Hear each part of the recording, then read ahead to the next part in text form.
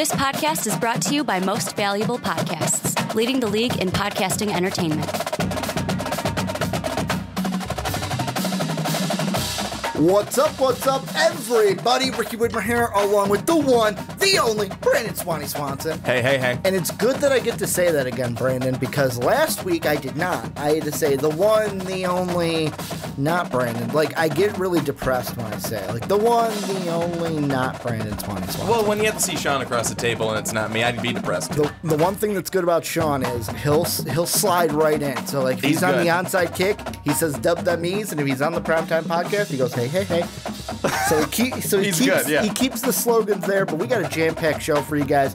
We're continuing our football rankings, starting the Big 12 this week.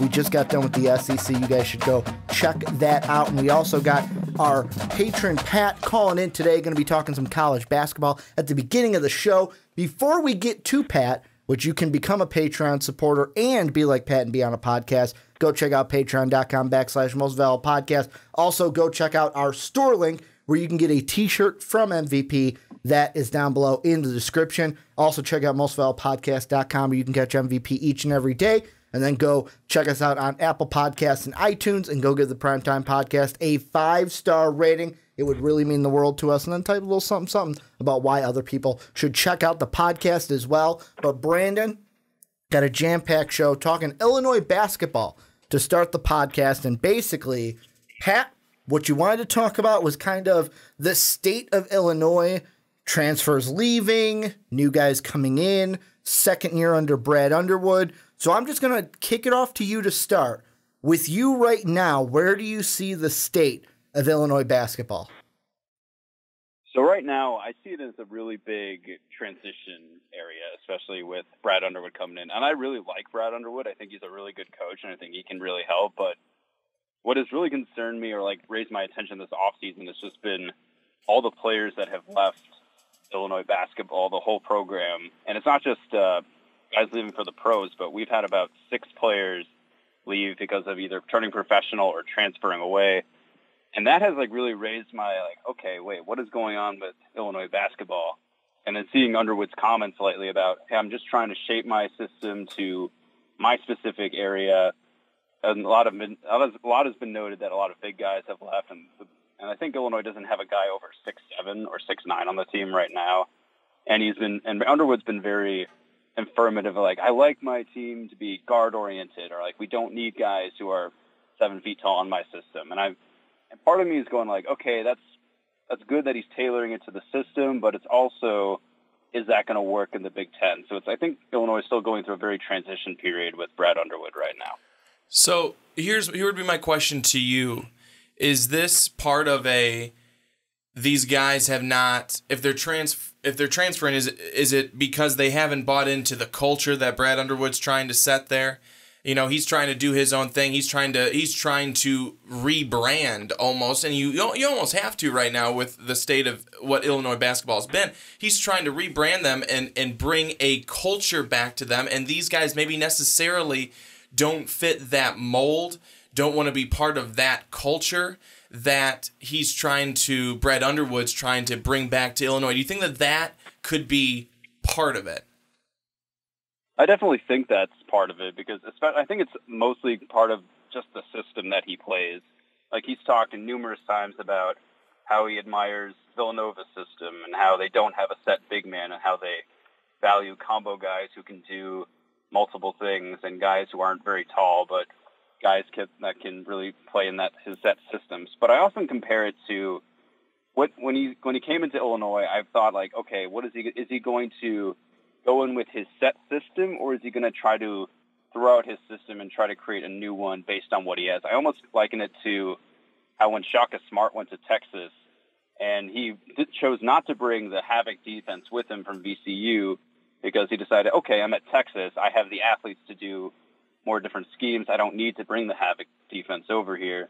But when Underwood went to Illinois, I see that he's still bringing his system over, and I still see him using or trying to get players that will mold into that new system. And I just think a lot of the guys right now just didn't fit that system, which is why they're transferring out. But it is alarming just to see the record numbers of people transferring out. And you can look at it as a system, but I don't think it's a very big of a cultural thing right now. Well, and I mean, every time you get a new coach, whether it's the football team, whether it's the basketball team, when you get that new coach that comes in, like we just talked about last week, I think it was for Auburn in our preview, that one of the guys in their running back stable now is a former Illinois running back who transferred after Tim Beckman left because he wasn't happy with the coaching situation after Tim Beckman was fired. And last year, I didn't expect us to do anything special because this was a team where it was Underwood's first team. Of course, me being an Illinois fan, if you guys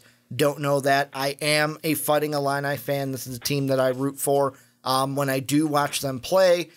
And I was like, you know what? We're probably going to have a similar Illinois season. We're going to do fairly well in our non-conference. We're going to beat the teams like DePaul and Marshall and Augustana, but then we'll lose to teams like Wake Forest. And, we had 2 early Big 12 or Big 10 games with Northwestern and Maryland, and then we'll do okay in the Big 12. We won't do anything spectacular, but as long as we finish above Rutgers, it's a win for us in the end, I guess. You mean Big 10? The Big 10. I keep saying the Big 12 because we're talking about them in football. But for me, the big thing with Illinois, and this is me just not Brad Underwood, this is me in total, I think the biggest thing that we need as a team is somebody who is going to take over. And the reason why I say that is for the longest time under John Gross, it was always, all right, this is going to be our guy.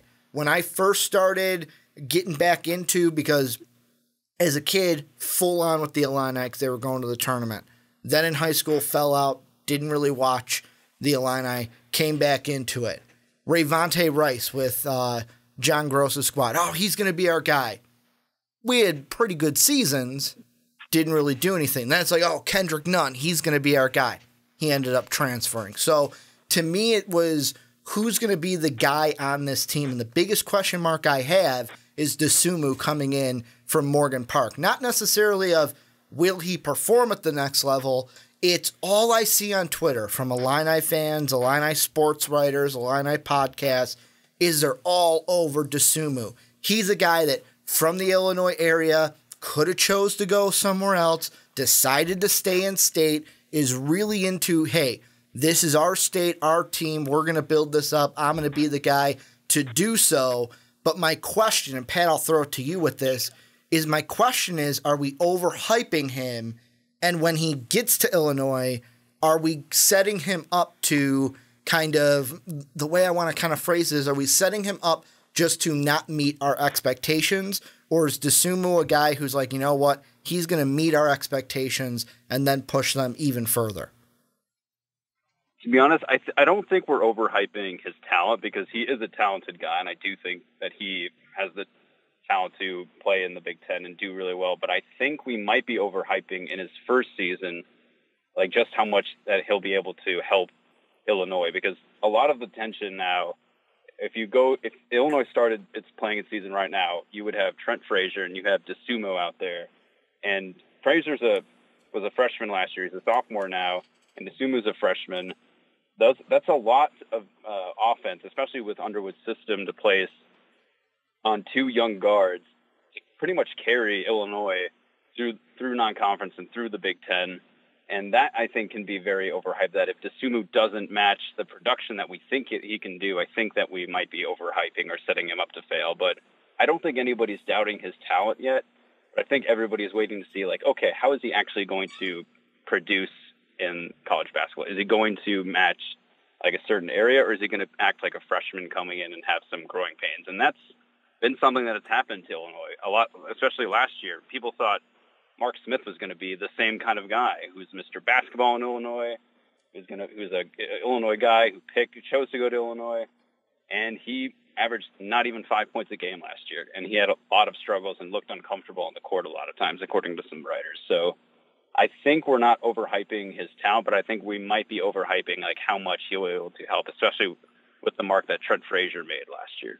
Well, and the one thing I just want to clarify is I'm not saying overhyped for listeners out there who might need the clarification. Not trying to say we're overhyping his talent, just we're you get any new person coming into a team and it's like, this is what we expect. This is how many games we're going to win. And then maybe it doesn't end up kind of affecting our win-loss column like we thought it would have.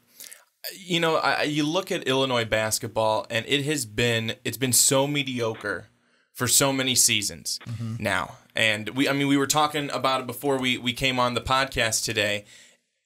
I mean, 2005 is so far gone in the rearview mirror.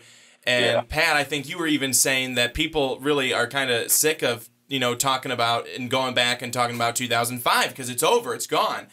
They've now gone through so many head coaches. They've gone through so many schemes, so many, okay, we think we've got it. And then they don't.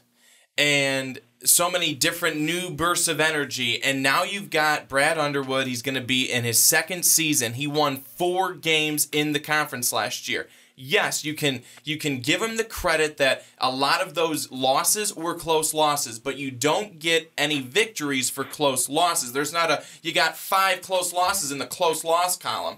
You don't have that, but Illinois should. Because of what they did last year, they would have had a lot more good numbers to look at. But this year, is this the year, and I know it's just year 2, but is this the year that there's going to be an expectation that Illinois basketball is in the middle of the pack? And I'm not even talking about competing at the top, just competing in the middle, competing with the teams like the Indianas, the Penn States, the Marylands. I mean, Penn State was better this past year, but is this the year that Illinois can make a jump, or are they still a couple of years away from being able to really gel together, especially, Pat, after what you brought up, that so many people have either left Illinois via going to the draft or have left Illinois going to another team via transfer, because that's also making it very difficult for this team to mesh, to gel, and really get it together. Honestly, I think we're at least 1 year or 2 years away from that. I would not put any stock into the season, especially because this is the first year that we're really seeing a Brad Underwood system of where he wants to go small mostly. As I talked about earlier, he really admires Villanova, and he specifically said, I like how they can put 3-point guards out there and play small and really stretch the floor, and that's how I kind of want to play. So this is going to be the first year that we're going to really see Underwood basketball, where he's going to play small more often and not have a big guy out there, which is fine. And like that, if that's what he wants to do, I hope he does that well. But it also raises a big question of like, okay, is that going to work in the Big Ten? And I'll be honest with you, Pat. I'm sorry to cut you off, but I don't think it is. I just don't think that that's going to work in the Big Ten. I don't think going completely small, especially if you look at, and I guess this would have been more towards last year. You know, you go towards and play a team like Purdue, and I know it's Purdue, and they're on different ends of the spectrum in the Big Ten, but you're not going to have a ton of success then playing against Purdue. You're not going to be able to do anything down low, and if your outside shot isn't working or your mid-range jumpers aren't working and you can't pound anything in the paint, you're really in a tough spot, and you're backing yourself into a corner is what I'm saying. And I know that's one instance, and that's one team, like I mentioned, on the other side of the spectrum, very good to not so great, but you're just kind of putting yourself in a hole, I think. See, I'm on the other side of it where I could care less about the big man. And the reason why is I know college basketball is different than the NBA. In the NBA, we're already seeing it. Like, the big man, the 5 position is already faded out. Like, you could put a small ball 5, like a Draymond Green. So for me, the thing I look at it, and this is my theory with it, is just look at last year's Final Four as an example. Loyola Chicago, Michigan, Villanova, and Kansas. And Pat can fill me in on the Kansas part, but I know for a fact Villanova wasn't known for a big guy. Michigan, yeah, they had Mo Wagner, but is he really a big guy? No, he's not that big of a guy. He's a standard power forward. Most of it, though, was Abdul Rahman and Charles Matthews and the wings and guards that they had. And then Loyola Chicago, yeah, it was mostly the tournament that I watched Loyola Chicago. Didn't watch them throughout the season. How dare you? Because I wasn't a Rambler guy. Throughout the season. But throughout the tournament, it was their guards that were blowing everything up. And the thing I see from tournament to tournament to tournament, the thing that we even talk about when we preview the tournament each and every year is who's got the best guards, because whoever has the best guards, they're going to give you a chance to win. And the thing that I look at is I don't care if we go perfect in the Big Ten. I just want a winning record so that maybe we finish in the top 4, top 5. Top 4 would be ideal because then we get a bye for the conference tournament, and that would be kind of nice. However, I don't need to finish number 1 in the conference tournament. I want to be set up nicely for the NCAA tournament. Let me tell you, you're not going to finish number 1 in the conference tournament. No, don't we're worry not. about it. And I'm kind of on the same thing that Pat's on, where maybe 2-3 years, because I heard this way back when Tim Beckman, I think it was his first or second season at Illinois, and I was writing a line on fansided.com, and they were talking about, one of my writers said, because he lived down in Champaign, he goes, you know what, from what everyone's talking about, last year, or the first year, was we lost ugly, didn't win a game. Then the next year was we lost games, but at least they were close. He's like, then this next year, we're hoping that the progression is win a couple games and still be kind of bad. And then that fourth season is we go balls out, and there we go. And I think Illinois is in the same area of Underwood's first year. He didn't have his guys, and let's be completely honest, John Gross, although I love John Gross, did not set up a good transition recruiting-wise into Brad Underwood. When Bruce Weber pushed out the door and John Gross came in with his guys, second round of the tournament before we lost to that the Larinaga Miami team in the second round. Then after that, it was NIT or nothing. We had NIT for 3 years, 1 year without. Brad Underwood with John Gross's guys, most of them were transferring. They were like, I want to get out of here. The only guys that really stayed were, you had Aaron Jordan and Trent Frazier. That were the only guys that pretty much stayed after the Gross leaving. And so all right, we're getting that first wave in. Desumu's won. What are we going to do that next year? And to me, it's this year, like Pat said, I am kind of throwing this season away, although I would like, if we won some games, next year's the season where I'm like, okay, I know we're not going to be number 1 in the Big Ten, but I at least want to compete, and maybe next year is the year where we crack the tournament in some way. And Pat, I've got one more thing, and then I want you to jump in. What happens, though, if the plan, the path, doesn't work out that way? What if it's another 4-year experiment, quote-unquote, experiment, like it kind of was with John Gross, and in 4 years, Illinois is sitting in the same spot, wondering the same questions, thinking the same things? What happens then? And I'm not saying it will. Most likely it doesn't. But what happens at that point? Illinois basketball will have repeated the same thing 2 or 3 times over, and then you're left sitting with nothing yet again. And before Pat jumps in, I'll give you the simple answer. If that happens again, all eyes turn to Josh Widmer, because guy who hired Lovey, so far not really working out. I hope it does, but so far not really working out like we want.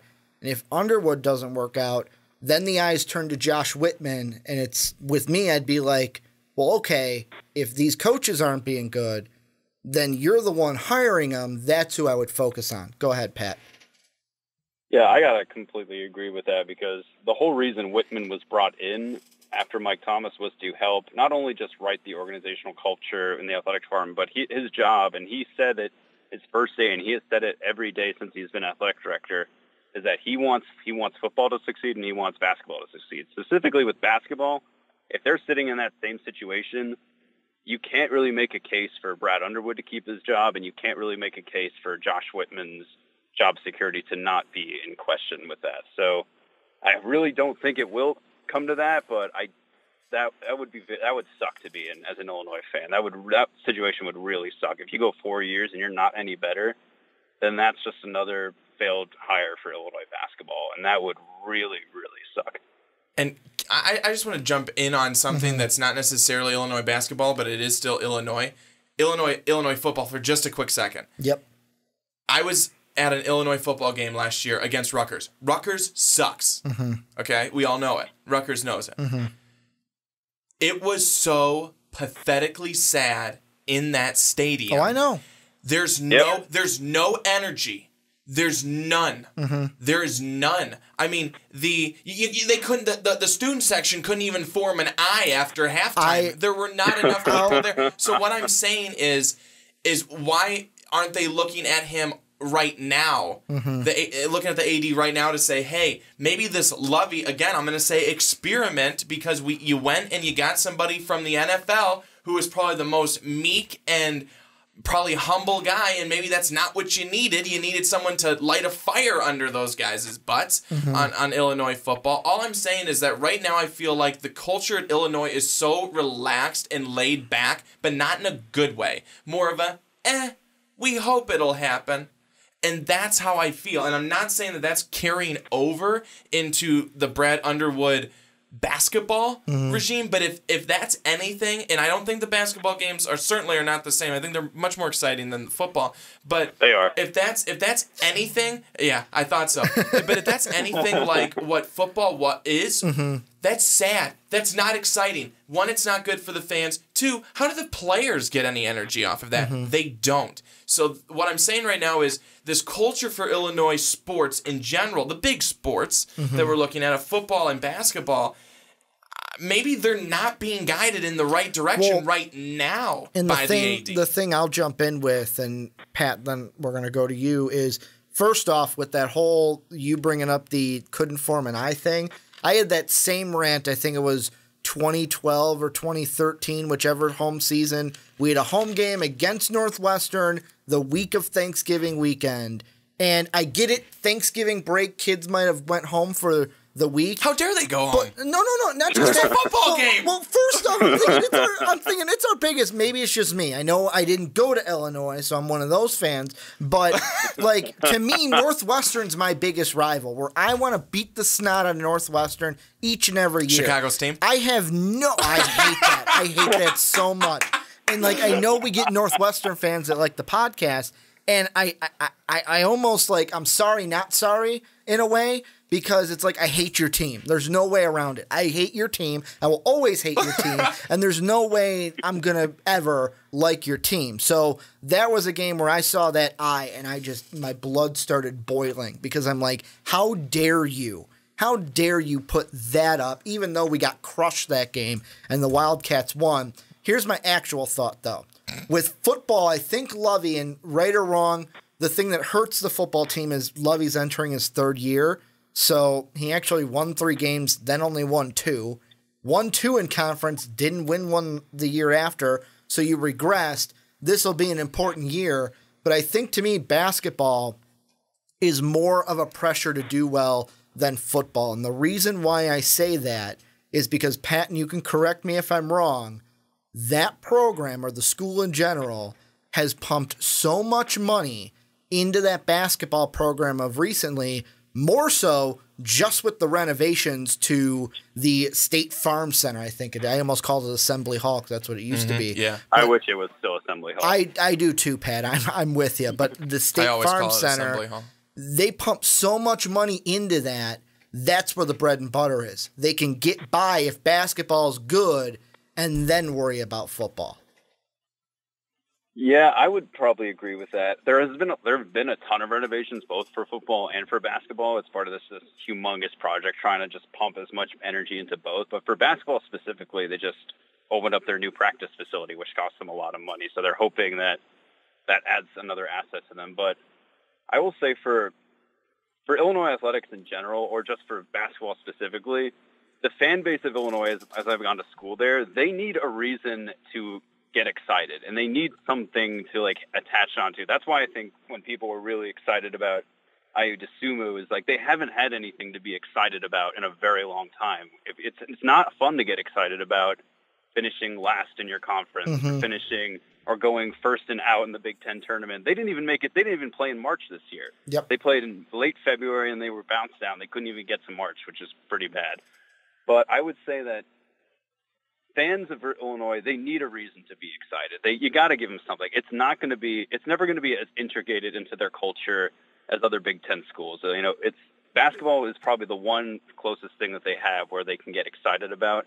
And they did have really great turnouts this year, and they were really into basketball games, which I give them a ton of credit for because they didn't win a lot of those games. But I think they just need to give this time, and they have to get this going. And it's part of this huge process of just trying to get excitement and energy just back to Champaign, so they're not just thinking about 2005 over and over again. But that can be tough because they haven't had a lot to cheer about in recent years, and not going to the NCAA tournament gets very, very old for Illinois. And as a program that touts itself as one of the quote unquote like historic basketball programs in terms of victories, but it's tough when you've just been devoid of like something exciting for so long. Last thing I'll say, and then Brandon will go for you for the absolute final word, is my last thing when it comes to is I'm bringing it back to DeSumo and back to the expectations. And the one reason why I think there's a ton of fans out there, and I'm with it, that are excited for DeSumo coming in is because so many times I've watched this basketball program get a guy. It started basically, the first one I'm remembering is the more famous one of Cliff Alexander. But for the longest time, there have been huge Illinois prospects, most of them from the Chicagoland area, but there have been some from the Champaign area as well. It's like, you know what? Oh, we're really high on his radar. He's probably going to pick us. We're a hat on the table. And then for some reason, they end up not picking us for this or that. Or it's like they pick us, and then after a year or two, we change coaches, and then they transfer out. So for me, that's one of the things that is building into the excitement, is not only is he really good at basketball, but he's a kid from the Chicagoland area, from the state, and actually wants to make the team better. He wants to make his state's team better. Might not be his team because Northwestern thinks that they're the Big Ten team in Chicago, but that's part of the reason why I think there's so much excitement about him. And I think that he'll be one of the main reasons, not just this year, but next year for sure, if Illinois improves this year and next year. Illinois won 4 games in their conference last season. 4 and 14. Pathetic. You got to win against Notre Dame, too. I'll say that. Too many of those games were so close. Games that Illinois was in. Some of them, 3-point games, 1-point games, 4-point games. Illinois should win 7 to 9 games in conference this year. I really think that there's no excuse if they don't. Well, 3 of them were overtime games, too. I think, well, that's good. Yeah. That's nice to know. That doesn't make any difference. No, I know, but I'm like, if you flip those, there you go, there's 7. But all I'm saying is that Illinois really has, I think, an opportunity to be able to do that, to build off of some of the good things that they saw from last season, integrate these new guys in there, see how they do, see how they mesh, how they gel, and see how long it maybe takes them to do that. If they continue to win their out-of-conference games, which obviously they won 10 of them last year, they should be able to win 7 to 9 games in the conference and be in the middle of the pack. I really don't think that there's any excuse. And then in those 2 or 3 years down the road, we start to see them maybe start to claw at the top. Well, Pat, I want to thank you for being on the podcast yet again. Another great topic from another one of our great patrons who help support us. And you guys on YouTube can't see us, so everyone's an audio listener right now. Tell us what you guys think down below in the comment section. Illinois fans, are you excited? Are you not excited? What are you expecting from Illinois basketball this year, next year? Underbred, Underwood, let us know what you think down below in that comment section. If you want to be like Pat and be on the podcast, check out that Patreon link down below. Go and click it.